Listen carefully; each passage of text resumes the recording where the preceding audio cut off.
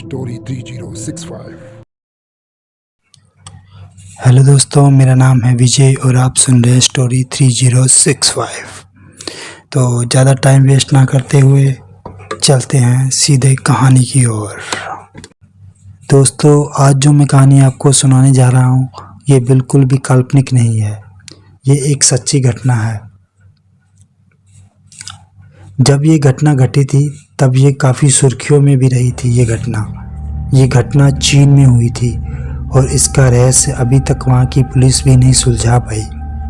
इस घटना को हुए 1-2 दशक से भी ज़्यादा का समय बीत चुका है, लेकिन इसका रहस्य अभी तक अनसुलझा ही है। ये कहानी है 14 नवंबर 1995 की, जो कि शुरू होती है बीजिंग शहर से। नवंबर का महीना होने से उस वक्त काफ़ी ठंड थी और बाहर काफ़ी कोहरा था। उस रात को बस नंबर 375 निर्धारित समय पर युआंगमिंग युआन बस टर्मिनल से फ्लैगनेट हिल्स के लिए निकली थी। बस में तब काफ़ी सारे यात्री बैठे हुए थे, लेकिन आते हुए बस स्टॉप पर धीरे धीरे यात्री उतर गए और एक समय ऐसा आ गया जब उस बस में ड्राइवर और लेडी कंडक्टर को छोड़कर और कोई नहीं था।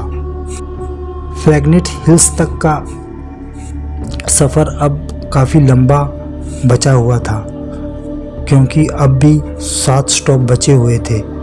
चारों तरफ घना अंधेरा पसरा हुआ था और सड़क पूरी तरह से सुनसान थी। सिर्फ बस की हेडलाइट की रोशनी की वजह से ही आगे रोशनी हो रही थी। जाते हुए वो रास्ता कुछ गांव में से और जंगलों में से गुजर रहा था। इसके बाद अगले स्टॉप पर, जिसका नाम समर स्टॉप था, वहाँ पर बस रुकी। वहाँ पर एक बूढ़ी औरत और एक 19 साल का लड़का और एक यंग कपल उस बस पे चढ़ गए। वो यंग कपल उस ड्राइवर के पीछे वाली सीट पर जाकर बैठ गए और वो 19 साल का लड़का एक साइड वाली सीट पर जाके बैठ गया और वो बूढ़ी औरत ठीक उसके पीछे बैठ गई। इस तरीके से उस बस में अब कुल 6 लोग मौजूद थे, 2 बस कर्मचारी और 4 पैसेंजर। अब बस वापस से अपने डेस्टिनेशन की तरफ निकल पड़ी। बस जिस रास्ते से गुजर रही थी वो रास्ता पूरी तरह से सुनसान था और बाहर कोई इंसान भी नहीं नज़र आ रहा था, क्योंकि बाहर गहरा कोहरा फैला हुआ था। देखते देखते 4 बस स्टॉप गुजर गए और इस बीच कोई भी नया पैसेंजर बस में नहीं चढ़ा। लेकिन तभी बस ड्राइवर को सड़क के किनारे खड़े 2 लोग नज़र आए। पहले तो उस ड्राइवर ने सोचा कि वो बस को वहाँ पे नहीं रोकेगा, क्योंकि जिस जगह पर वो लोग खड़े थे वो कोई बस स्टॉप नहीं था। लेकिन महिला कंडक्टर के कहने पर वो बस ड्राइवर बस रोकने को राज़ी हो गया। उस महिला का ये मानना था कि ये उस रूट की आखिरी बस थी और उसके बाद लोगों को कोई और बस भी नहीं मिलती। बस रुकने के बाद वो लोग पीछे वाले दरवाजे से बस में दाखिल हो गए और जब वे लोग बस के पीछे वाली सीट पर बैठे तो उस बस में मौजूद सभी लोगों के होश उड़ गए, क्योंकि असल में वो 2 नहीं बल्कि 3 लोग थे। आसपास के 2 लोगों ने एक आदमी को पकड़ा हुआ था और उस आदमी के बाल काफ़ी बड़े थे जो कि उसके चेहरे पर फैले हुए थे, और इसके साथ साथ आदमियों के चेहरे पूरी तरह से सफ़ेद पड़े हुए थे। और तो और सबसे अजीब बात तो ये थी कि उन सब ने चीन के प्राचीन काल के कपड़े पहने हुए थे। ये सब देखकर बस में बैठे सारे लोग परेशान हो गए। बस में ज़्यादा अशांति ना फैले, इसलिए महिला बस कंडक्टर ने सबसे कहा कि हो सकता है ये लोग किसी नाटक कंपनी में काम करते हो और समय ना मिलने की वजह से कपड़े बदलने भूल गए हो। इसके बाद बस का सफ़र शुरू हो गया। इसी बीच वो बूढ़ी औरत बीच बीच में पीछे की ओर मुड़कर देख रही थी। फिर देखते देखते अगला स्टॉप आ गया। यहाँ पर वो कपल बस से नीचे उतर गए। उसके बाद बस वापस से अपनी मंजिल की ओर निकल पड़ी। वो बूढ़ी औरत अब भी बीच बीच में पीछे मुड़ मुड़ के उन 3 लोगों को देख रही थी, क्योंकि वो उसे कुछ ज़्यादा ही अजीब लग रहे थे। वहीं बस में मौजूद बाकी लोग अपने अपने में बिजी थे। बस ड्राइवर जहाँ ड्राइविंग में बिजी था, तो वहीं महिला कंडक्टर उससे बात करने में बिजी थी। उनके अलावा वो 19 साल का लड़का खिड़की से बाहर का नज़ारा देखने में खोया हुआ था। करीब 2 से 3 किलोमीटर गुजरने के बाद में अचानक वो बूढ़ी औरत जोर से चिल्लाई और उसने अपने आगे बैठे उस लड़के को पीछे से चंपाट मारी और इसके साथ ही उस पर चिल्लाते हुए कहा, कहाँ है मेरा पर्स? ये सुनने के बाद में उस बस में मौजूद महिला कंडक्टर दौड़ते हुए उनके पास आ गई और उस बूढ़ी औरत को समझाने की कोशिश करने लगी कि ये लड़का तो आपके आगे बैठा हुआ है, इसने आपका पर्स नहीं चुराया है। वो लड़का भी अपनी सफाई देते हुए उस बूढ़ी औरत को यही समझाने की कोशिश करने लगा, लेकिन वो बूढ़ी औरत अपनी बात पर अड़ी रही और उस लड़के को पुलिस के हवाले करने की बात करने लगी। इसके बाद महिला कंडक्टर और उस ड्राइवर ने उस बूढ़ी औरत को बहुत समझाया, पर वो नहीं मानी और उसने ड्राइवर को अगले स्टॉप पर बस रोकने के लिए कहा। बस रुकते ही उस बूढ़ी औरत ने लड़के का कॉलर पकड़ा और उसे घसीट कर नीचे उतारा और वही बस अपनी मंजिल की ओर निकल पड़ी। अपनी साथ में हुई इस घटना की वजह से वो लड़का परेशान हो चुका था। उसने उस बूढ़ी औरत से कहा, मैंने आपका पर्स नहीं चुराया है, आपके इस गलत इल्ज़ाम की वजह से मेरी आखिरी बस भी छूट गई। अब मैं यहाँ से अपने घर कैसे जाऊँगा और आप मुझे कौन से पुलिस स्टेशन लेकर जा रही हो, क्योंकि यहाँ आसपास में तो कोई पुलिस स्टेशन भी नहीं है। तभी वो बूढ़ी औरत एक लंबी सांस लेने के बाद में उस लड़के से बोली, मैंने तुम्हें पुलिस स्टेशन ले जाने के लिए बस से नहीं उतारा, ये इल्ज़ाम मैंने तुम्हारी जान बचाने के लिए तुम पे लगाया था। ये सुनते ही वो लड़का चौंक गया और उसने उस बूढ़ी महिला से पूछा, आपने मेरी जान कैसे बचाई?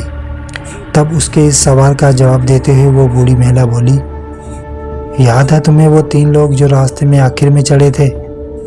मैंने पूरे रास्ते में उन पर नज़र रखी थी। वो शुरू से ही मुझे अजीब लग रहे थे। एक बार जब मैं उन्हें देखने के लिए पीछे मुड़ी तो हवा के एक तेज झोंके के कारण कुछ देर के लिए उन लोगों के नीचे के कपड़े कुछ देर के लिए हवा में उड़ रहे थे और तभी जो मैंने देखा उस पर मुझे विश्वास नहीं हो रहा था। ऐसे लग रहा था कि मैंने कोई सपना देख रही हूँ, क्योंकि उनमें से किसी के भी पैर नहीं थे। और तभी मुझे बीच में बैठे हुए उस व्यक्ति का चेहरा दिखा। उसका चेहरा देखकर मैं समझ गई थी कि वो कोई इंसान नहीं थे। मुझे जितना जल्दी हो सके मुझे बस किसी तरह से उस बस से उतरना था और तुम्हारी जान भी बचानी थी, इसलिए मैंने मेरी पर्स चुराने का झूठा इल्ज़ाम तुम पर लगाया। इसके बाद उस लड़के ने बूढ़ी औरत को कहा कि लगता है आपको आंखों का धोखा हुआ होगा। इसके बाद वो लड़का और बूढ़ी औरत पास ही के पुलिस स्टेशन में चले गए और वहां पर जाकर उन्होंने अपने साथ हुई घटना के बारे में उन्हें बताया, लेकिन पुलिस कर्मचारी उनकी इन बातों पर विश्वास नहीं कर रहे थे और उनको घर जाने की सलाह दे रहे थे, लेकिन साथ में ये भी आश्वासन दे दिया कि अगर इससे जुड़ी कोई घटना अगर होती है तो पुलिस उस पर कार्रवाई जरूर करेगी। इसके बाद वे लड़का और बूढ़ी औरत अपने घर के लिए निकल पड़ते हैं।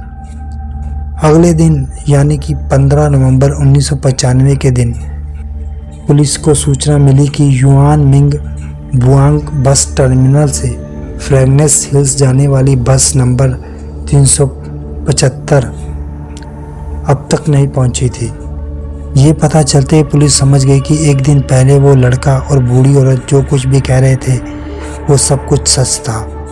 तो तुरंत उन दोनों को पुलिस स्टेशन दोबारा बुलाया गया और उनके बयानों को रिकॉर्ड भी किया गया। साथ ही में पुलिस उस बस को छानबीन करने में लग गई। देखते ही देखते चीन के पूरे बीजिंग में ये खबर आग की तरह फैल गई थी। एक बस लापता हो गई थी और इस वजह से वहाँ पर दहशत फैल गई।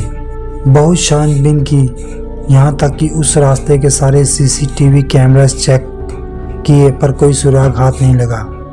दोस्तों, आपकी जानकारी के लिए बता दें कि उस समय तक चीन में सीसीटीवी कैमरा आ गए थे, इसलिए उस वक्त पब्लिक प्लेसेस पर सीसीटीवी कैमरा लगा हुआ करते थे। तो चलिए आगे कहानी शुरू करते हैं। अगले दिन यानी कि 16 नवंबर 1995 के दिन पुलिस को पता चला कि एक बस नदी में गिरी हुई थी। ये जानकर बस को क्रेन की मदद से नदी से बाहर निकाला गया। पुलिस ये देखकर चौंक गई कि ये तो वही बस नंबर 375 थी जो कि फ्रैंकनेस हिल्स की ओर जाने के लिए निकली थी, लेकिन ये उसकी मंजिल से करीब 100 किलोमीटर दूर नदी पर पाई गई।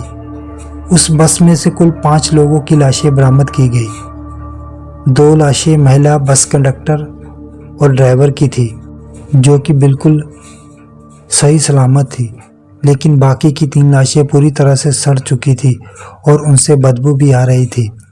लेकिन इसके बाद में जब पुलिस इन्वेस्टिगेशन के लिए आगे बढ़ी तो और भी चौंकाने वाली बात पता चली।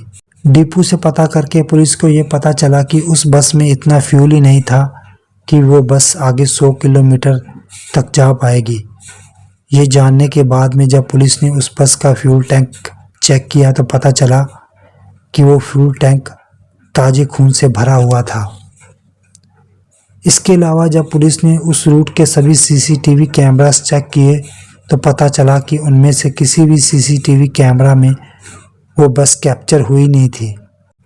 इन सब डरावनी और रहस्यमयी बातों से ये घटना साल 1995 की सबसे रहस्यमयी घटना बन गई और आज तक कोई भी इसका रहस्य पता करने में नाकामयाब रहा है। आज तक कोई भी इस बात का पता नहीं लगा पाया है कि कौन थे वो 3 लोग, क्या हुआ था उस रात को उन सबके साथ में, कैसे वो बस फ्रैंकनेस हिल से 100 किलोमीटर दूर पहुंची, क्यों वो किसी भी सीसीटीवी कैमरा में कैप्चर नहीं हुई थी। इन सारे सवालों के जवाब अब तक किसी को नहीं मिले थे और शायद ना ही कभी मिलेंगे। इस घटना की खबर को चीन के मशहूर अखबार द ग्लोबल टाइम में भी छापा गया था। तो दोस्तों ये कहानी यहीं तक। तो मिलते हैं अगली कहानी में, तब तक के लिए take care and bye bye.